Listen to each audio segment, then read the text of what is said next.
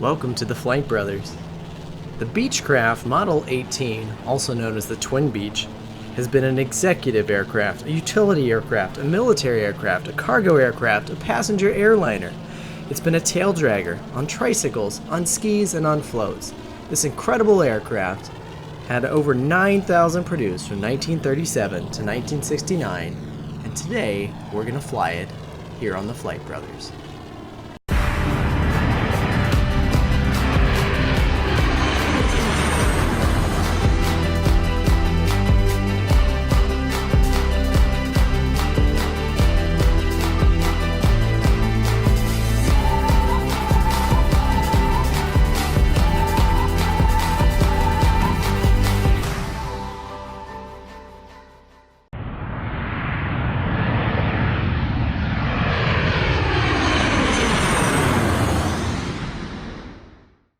I recently acquired this Beech 18 from the X-Plane store during the Independence Day sale. It brought the price down to about $10, so why not? Everything else I wanted was substantially more expensive. There were 3 models included: the float plane, the tricycle version, and the tail dragger original. Here we have the tail dragger, which I have to admit I'm very partial to. In this color scheme, it would be called a C-45 Expediter. Here in the Air Force Military Air Transport Service livery. We do have a functional exterior cabin door. You can kind of see the interior is not nearly as well rendered as the exterior. You can probably see the wheel chocks from there. Here we go, the Volpar incorporated tricycle conversion. This became so popular that Beech actually started working with them to produce only tricycle versions after this came out. So I believe from the 1960s on, they pretty much all look like that. Here is our Beech as a float plane. In-game, if you retract the gear, all those wheels will retract into the pontoons for you. But since we're on the ramp, it looks better this way. I will say X-Plane float planes, generally speaking, are a real pain to deal with. You can see the tie downs, and that works with everything. It's just a little more obvious on this one. You can remove the pitot covers as well as the wheel chocks. It comes in a number of liveries. Some are better rendered than others. The large center one there is beautiful, a lot of fine details. The camo in the bottom right, if we get a little bit closer, you'll see it's actually rather distinct. It looks like something you could have made yourself. This Northern Air Charters, another excellent one. So kind of a mixed bag here between really high quality liveries and some just very basic ones. On the interior, now this is where you might be going, oh, it's rather basic. But I will tell you, the functionality is fine. So in flight, what would we call it? The willful suspension of disbelief sort of takes over for me. And because things work, I don't really mind. We have that Garmin 530 there. You still have your radio nav capabilities. The documentation for this aircraft is pretty nice. Here's our passenger cabin. There's a cargo cabin. We just have to click something on that left menu. All you do is move your mouse to the left and that menu pops up. I have to admit, the cabin, even though it's kind of basic in textures, you've got some neat little things. We've got these fans. There's magazines in the holders. There's some Sprite in a bizarre looking bottle. Oh, the passenger, if you look at his laptop, he's playing X-Plane. And even though, you know, these walls are very flat and kind of blah looking, it's still enough immersion that you feel like you're in an aircraft. Might just be the size perspective it helps you gain. You can also use the menu to turn it to a cargo interior. You can see we've got some boxes and some barrels. Oddly enough, we've kept carpeting and the wall panels. We removed the bulkhead between the cabin and the lavatory. And you can see Shade Tree Micro Aviation, who is the developer for this aircraft. Again, another spot where kind of its X-Plane 10 origin shows. So welcome to Alaska. We're going to do a flight here. We're starting at Anchorage, out at a GA or executive area. I've selected the Northern Air Charter livery. So we'll do a little walk around here. Our chocks are still on and our covers. So we'll remove those with the menu. Really beautiful livery. It's funny that the inside looks very X-Plane 10, but the exterior has held up really well. On the Volpar tricycle gear, you also get a ladder when you open the door. You don't have to do anything special. It automatically activates with the door. It's kind of neat. And one of my favorite features, even though we don't really need it, is the tug. So they've added this little thing here, and you can see it in the menu there. And there it is. You can drive it from the menu. There's a forward, back, a right and a left. Or if you go in the cabin, you get that neat little remote. So I don't have the cursor turned on right now, so you can't see it. But I'm not just clicking the arrows on that remote. Now, I love Better Pushback. I use it for all kinds of stuff, and it's sort of fun because they talk to you, and you know, it's excellent. But this you don't have to plan. You can just kind of shove the plane around, and I guess that's a little bit blocky. It doesn't look as good as the Better Pushback, but it's all right. You can see live traffic is on, and we're going to kind of consider that as we go here today. So now it's time to start checklisting. Turn on the battery. I'm going to turn on cabin lights and instrument lights because we will be flying at night. Believe it or not, it's actually quite late in the day, but summer, when you're this far north, the sun is up for quite a while. It's not going to be pitch black until we're just about at midnight, which will happen on this flight. So now the nav lights are on. Looks like all of our ignitions are on. Cowl flaps, we want those open, and we're at halfway right now. If you look out the window, you can see one of the cowl flaps, and it's about halfway. Push it down, now it's shut. Smooth nacelle. Here's extended the whole way, and it's obviously up a little more. There are other cowl flaps on the left side of the engine and underneath. There's probably one on the lower inner side, but I'm not going to turn the view to that. So we'll go back where the list calls for. Just open, not going to do full open. The flaps are up. The throttle, we're going to want it at about a quarter open for startup according to their list. The prop, we're going to want to decrease the RPM, but we don't want it to feather, so I'm going to put it down about where the label is there. Next, they have master switches on, which I don't know if they want battery and avionics. I'm going to wait on avionics till we have power running. Mixture controls, full rich, so that's the whole way up. Our start selector down here on the sorry, I forgot. Generators, they want those on now. I was a little surprised. I thought that would come after the engine start. So we have one starter, and you use it for left or right with that toggle. So we start the prime, turn on the boost, click start, a few revolutions, and there it goes. You can see the left indicators just jumped. Fuel flow's coming up, and we're going to watch for the oil temperature to rise. Looks like we have a good engine start, so now we're going to use that toggle to switch the engine starters to the right. You see that automatically deactivated the primer, so we'll turn it back on. Ready to go, starting right. Alright. Gauges are live there. Here comes exhaust temp, oil temp starting to climb. Looks like another good start.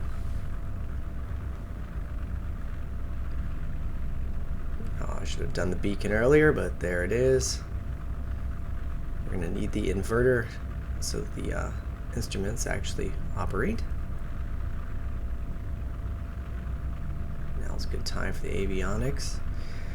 You notice we have our standard old school equipment for radio nav, but we also have this Garmin 530.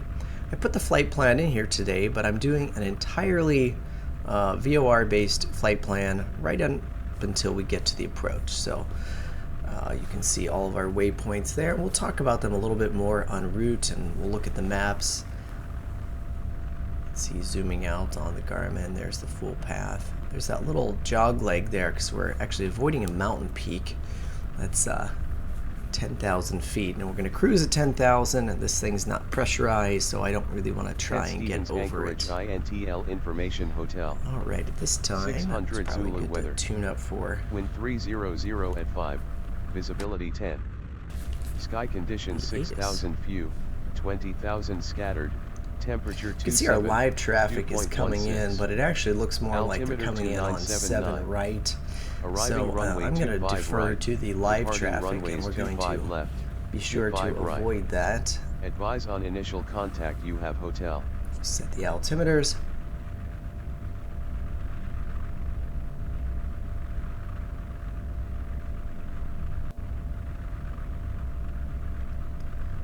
$2979.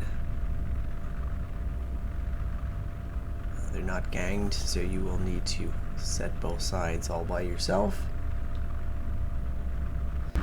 Using the Avid tab with Navigraph charts, we can select our taxi route. You see 7 right up there is where those aircraft are coming in, so we're going to use, looks like Echo to taxi up to Kilo. And then I'm thinking we'll depart on runway 33 since winds were from 300 at 5.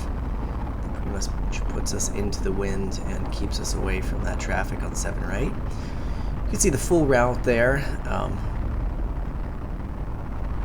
Again, we're avoiding a mountain peak that is directly, if we were just to connect from, what are those waypoints? From ENA to AKN directly, there's a 10,000 foot mountain peak pretty much directly on that flight path. So if you're in something that can fly higher, no big deal, go that way. It's a beautiful view. You might notice in that multicam, that aircraft had just taxied past us. In a second, you're actually going to see that same aircraft landing, and the reason for it being out of sequence is I grabbed that external view in replay mode, but live traffic, even in replay, just continues to operate. So what really happened is he's going to be landing right before our very eyes when we're at the hold, and then by the time I got around to recording the taxi from the external, he was on his way in. So fortunately, for some reason, they had him almost off the taxiway, so it didn't look like he was clipping us, but a little bizarre. Alright, you'll notice our fuel gauge over there is in gallons. When you do the fuel menu, the default fuel menu for X-Plane, that's usually in pounds, so that just a little something for you to consider. The fuel gauge on this is in gallons per hour, and again, you have a left and a right hand engine, so you're going to need to double it. All of our engine gauges, for the most part, you pretty much have two with you either have 2 gauges or 1 gauge with 2 needles for a left and a right, which I actually kind of like. It lets you see if they're out of sync. It's very obvious you're not glancing back and forth. So here we are, we've taxied up to 7 right, and you can see our inbound traffic. There is the same aircraft that is going to taxi past us in a moment. One of my reasons for selecting Anchorage to Cold Bay today is A, the scenery is beautiful, and B, the traffic up here is interesting, and it's a place where a Beech 18 doesn't seem unreasonable to be operating. I flew this route in reverse the other day, just sort of a trial run, kind of figure things out, and so I was landing at Anchorage instead of departing from there, and on the approach was a DC-6. I mean, there's just not many places left in the world where you can find a DC-6, so I think our, well, this would basically be a 1950s version of the Beech 18 that we're in today, so I think it fits right in here with the sorts of oddball charter traffic you can find at Anchorage. Alright, before we cross 7 left, we'll take a little peek. They're using 7 right, So we are good to go crossing. For fuel, I've actually put on about twice what we're going to need for today. And shame on me, I didn't take a screenshot of the exact quantity I put in here, but I promise you I did plan an actual amount. I just didn't record it.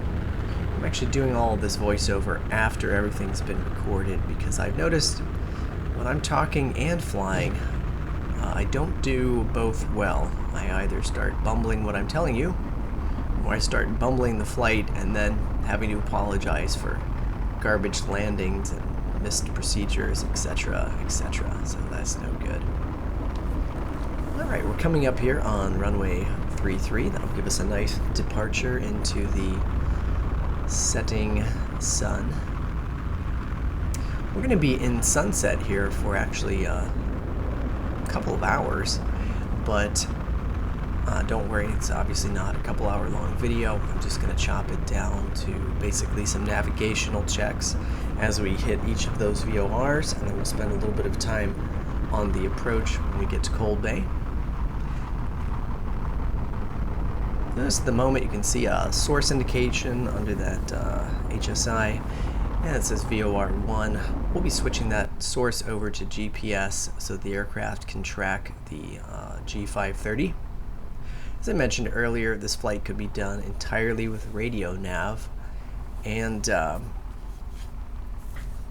you know, that has its merits. It's a good aircraft to practice that on. It's very appropriate for its age to be using that. Just doing a little pre-flight check here. Cowl flaps are open. We're on the main fuel tanks. Prop speed is at full. Mixture is at full rich. I've got my altitude set for 10,000. Transponder, we're now transmitting. Landing lights are on. Strobes are on. I'm not sure if you need the primer boost. I didn't see it in the documentation, so I'm cutting that. You'll notice the flaps were up on the flap gauge. The normal takeoff is flaps up on this. For your best takeoff over an obstacle, you would use the flaps at its first setting, according to the documentation. Those vortices are a little bit silly. Again, I'm grabbing the multicam stuff here from the replay mode, and so I don't know if that's actually going on out the window here in the real time from the cockpit, but it's interesting. Alright, our liftoff speed, if I can find it here.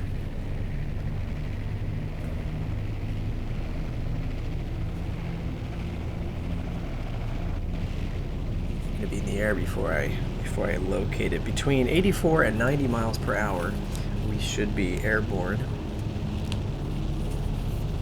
And fun thing with these GA aircraft is they just sort of float off the runway. It's not at all like jetliners where you're going to very notably rotate and pull back, particularly if the aircraft is anywhere near max takeoff. This thing just kind of floats on up. I did retract the gear. We don't really have any sound for the gear on this aircraft, so you need to make sure you actually look to know whether or not it's retracted. I have found that this aircraft seems a little squirrely. It might just be because it's fairly light, but flying it by hand, particularly if you get any wind and turbulence, it's I didn't find it that easy to trim it out. This is about my 4th flight with this aircraft, although I've just taken it out to play with a number of times as well. Once the autopilot's engaged, really no issues at all. So here's our first course. We're going from Anchorage, PANC, up there in the top right, down to ENA, which that's Kenai. This is our first leg here, and it is pretty much direct on course to Cold Bay. After Kenai is where we'll divert to avoid that mountain. And I'm taking us a little bit outbound rather than just going right on course. Because of that traffic to 7 right, I didn't want to turn back and find that we had oncoming airliners. So I'm going to take us a little bit out of the airspace, and then we'll turn to course. And well, I haven't looked at the approach charts, but hopefully they would be coming in at that distance and be above us, waiting to descend to the runway. You can see now we are in GPS mode. I have altitude prepared, so it's in yellow, and we're using VS. Climbing at 1,000 feet per minute. Airspeed's about 160. This chart came with the documentation. You can see our takeoff RPMs can be 2,300 with manifold pressure of 37 inches, giving us 450 horsepower and a fuel flow of about 49, almost 50 gallons per hour. So sucking it down pretty fast, but they only want you doing that for 5 minutes. So down at the bottom, in the bottom red, maximum cruise. So we're going to shoot for this 2,000 RPM and 28 inches on the manifold pressure. And that should, at 85% on the fuel mix, bring us back to about 25 gallons per hour on the fuel flow. So you can see the fuel flow right now is at about 10, but remember that's a left and a right engine. The needles are just perfectly aligned. That's why it looks like 1 right now. So it's actually reflecting about 20 at the moment. So we're going to mess with that a little bit more, and so anywhere around 12 on that dial would actually give us our approximately 25 gallons per hour fuel flow. See, my manifold pressure is still kind of high there. We're going to need to mess with the throttle and the prop speed a bit to bring that down. So we're shooting for RPMs at 2,000 and a manifold pressure of 28 inches. This is actually one of those things that kind of makes these piston engines sort of fun. You have more things to mess with. If we had just taken a commercial airliner for this, we would have spent, what, 5 minutes poking things into the FMC. But by this point, we would have been airborne. LNAV, VNAV command, and there would be literally nothing to do until top of descent. So, you know, the GA gives you a chance to actually feel like you're flying the aircraft. It needs a little more out of you. Nice view from the cabin. I think the reason I like these cabins is just that size perspective. You really get a sense of how big is this aircraft? What is it like to be inside? What are the different viewpoints out the windows?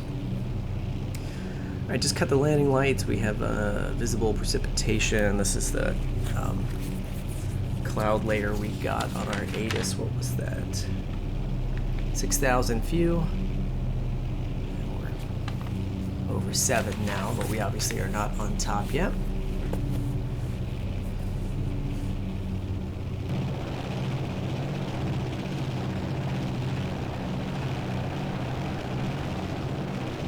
Beautiful aircraft.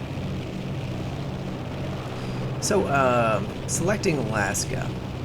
One of the great things, particularly GA, is at this low altitude, we can actually look at the VFR charts and look down and actually find those things and have the references. We also, because we're so far north in the summer, have this beautiful, somewhat endless sunset. It's going to be about midnight when that finally goes down. So here's our route, approaching Kenai. So there we go. We're finally at Kenai. I just jumped ahead. Oh, actually, wait. We're almost to Homer. I jumped us ahead pretty far. So we're 10 miles out of Homer. Homer's really the end of a peninsula here. You can see we're on target for our manifold pressure as well as our engine RPMs. Some interesting places, really. Homer only has about 5,000 residents. It's apparently the halibut fishing capital of the world. The U.S. Coast Guard stations one cutter out there. Let's see, now there's our next waypoint. That's King Salmon. One of my favorite things is on the way. I noticed this on my way out here. I was mentioning earlier I flew from Cold Bay to Anchorage just as a test run, and it's this island. Look at that. Isn't that fantastic? It's only about 4,000 feet, that mountain on the island.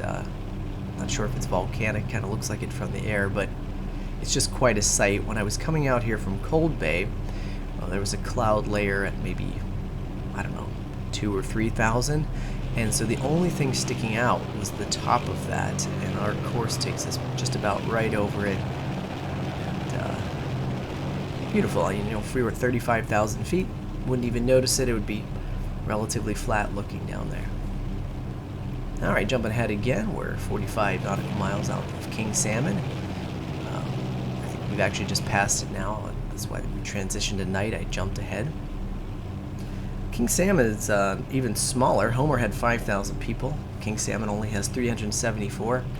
As we head out into the Aleutians here, as we approach Cold Bay, I've skipped just a couple hundred miles ahead here, guys. We're really jumping fast.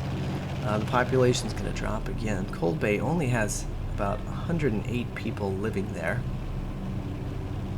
So let's start planning our arrival. We've tuned up the Cold Bay VOR.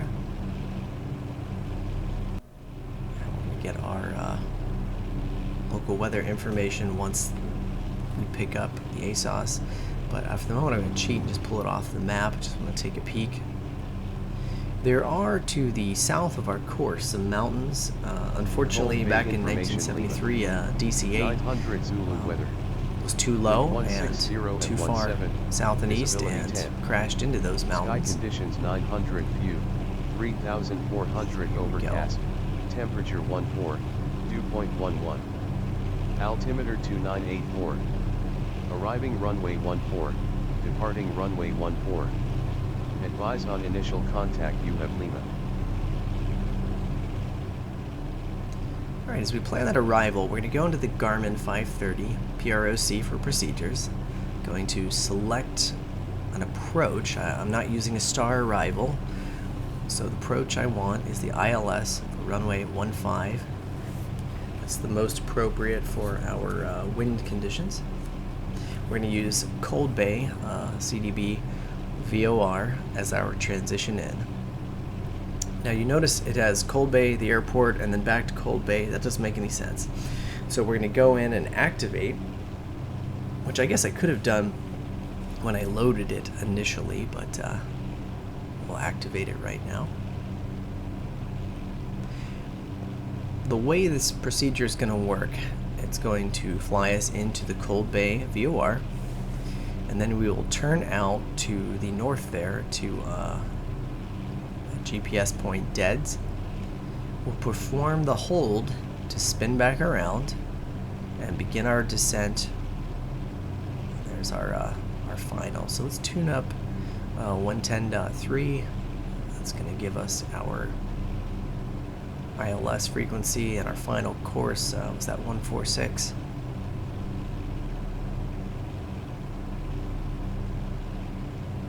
I was having the hardest time keeping my mouse cursor on this wheel, so I was tuning a little bit of this by hand. Alright, here's our overcast at 3400. We'll turn on the landing lights. That strobe's very irritating. I'm going to kick it back off. I will reactivate it later, but it's not going to show up in the video. Not much to see out the windows, just the glow of the landing lights. Alright, so you can see we're coming into Cold Bay. And then, as I mentioned, we'll turn out to do our hold at deads. You could fly most of this procedure using the radio. That hold would be, a little different without the GPS. This is going to be a teardrop entry, so you can see the racetrack. We've kind of flown into it, and the GPS will perform the teardrop for us. We're going to cut diagonally through the center up to basically the top of that pattern, and then we swing left to resume the track as you see it, which will put us on course for the runway. Okay, now the approach items. The prop needs to go to full low pitch, so we'll run it forward. Full rich mixture, so run that forwards. We are tuned up for the ILS. We are still in GPS mode. It's actually going to kick the source over to VOR for us, which is kind of interesting. I know when I looked to click it, it was already there, so I'm not sure when and how that happened, but that was interesting. Alright, so here is the descent profile. We're at 2,700 at deads. We need to be at 1,800s by Jegno. That's where our glide slope's going to begin. Set a vertical speed. Cut back the power. You can see the manifold pressure was dropping there. Alright, carb heat, they want it full on. Cowl flaps closed.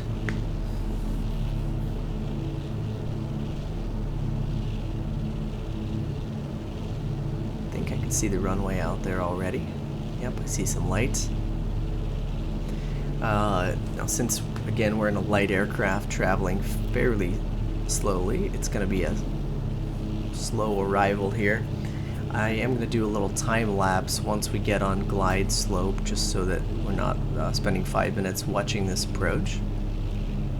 Alright, 1.6 from Jegno. We're at 1,800, so that's good. We are tuned on our ILS frequency, and the course is set. I think I can actually see the the glide slope coming in there. Alright, so here are the descent speeds. If we were at 100 knots, we'd want to be dropping at 548, but right now we're at about 150, so something like about 800 feet per minute at the moment. But we're not quite to our glide slope, so we don't want to descend yet. Cutting back throttle, so we've got a gear horn, which you can cancel. I'm just not going to. Disconnected the autopilot. You'll notice already it kind of starts juking around a little bit. Like I said, it feels fairly light. Outer marker, so that's our non-precision indicator that it's time to start descending. One odd note for as incredible as this runway is, 10,180 feet. There's no PAPI and there's no VASI, so we don't have that extra visual cue on being on glide slope. You can see I've got us configured and our speeds down around 100. At 100, the descent rate on the chart is 548, and you can see I'm not doing that. I'm anywhere between 300 to almost 500.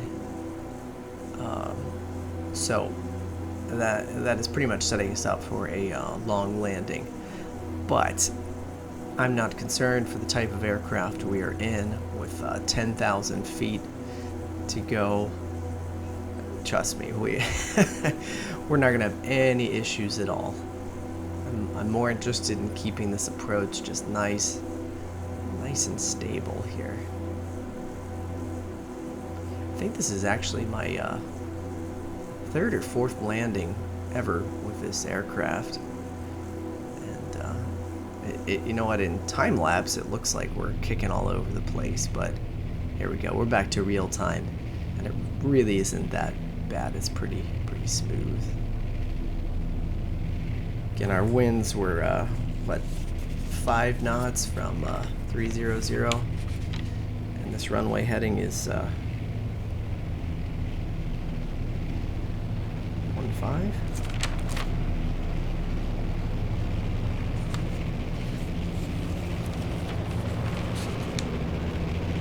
Oh, I'm sorry. I'm reading you the wrong winds. That was the winds at Anchorage.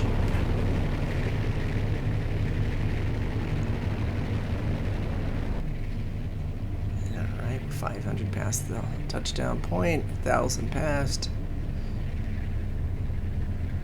There we go. A little off center line, but generally speaking, pretty smooth. Alright, we have a pretty substantial taxi in at Cold Bay because, as you can see, there's thousands of feet ahead of us.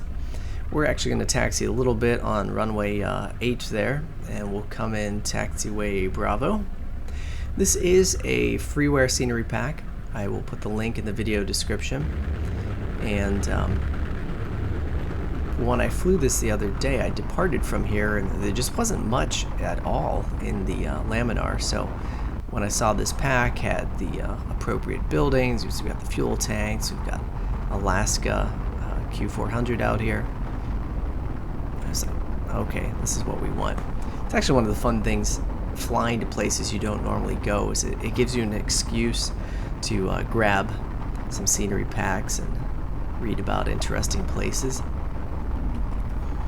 Alright, so we're about to shut down here. I've clocked this flight at 3.5 hours, and that's pretty much going to wrap things up for our little first look at this Beech 18, which again was from X-Plane 10, but I think is held up all right for X-Plane 11. Only thing that's a little sad is these interior textures just don't look that good anymore, but the functionality is great, and I've had a fun time. I'm actually looking forward to doing a few more flights, maybe even another video using this for some historical things. So again, here's the Beech 18 on the Flight Brothers. Plan the flight and fly the plan.